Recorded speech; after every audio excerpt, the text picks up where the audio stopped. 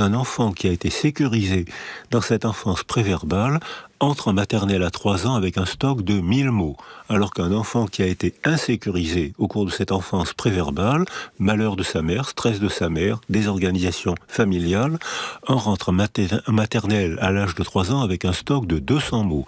Devinez lesquels vont être de bons élèves. Actuellement, c'est le diplôme qui fabrique la hiérarchie sociale. C'est plus la force physique, c'est plus l'arme, du moins on peut l'espérer, mais c'est le diplôme qui crée actuellement le clivage, donc il faudra réorganiser l'école. Alors ce que m'a fait comprendre Hannah Arendt, c'est que on peut agir sur le milieu qui agit sur nous. On peut modifier, structurer le milieu qui structure nos enfants. On a donc un degré de liberté, dit Hannah Arendt. Un degré, elle dit pas toutes les libertés.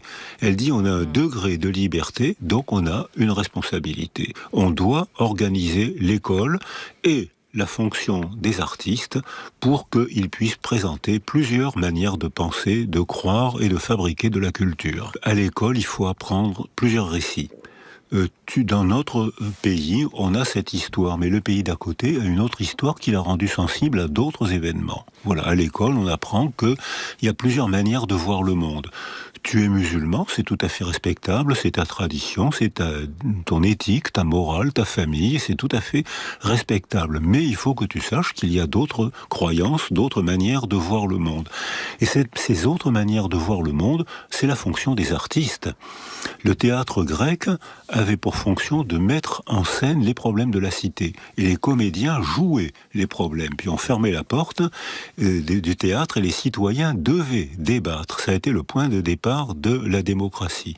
Et je pense qu'aujourd'hui, c'est les romanciers, c'est les cinéastes, c'est les gens de théâtre, c'est les journalistes, c'est tous les fabricants de mots qui doivent présenter pas une seule théorie, mais plusieurs théories. Quand un dictateur prend le pouvoir, quelles sont ses premières cibles ? Les journalistes. Pourquoi ? Parce qu'ils colportent d'autres informations possibles.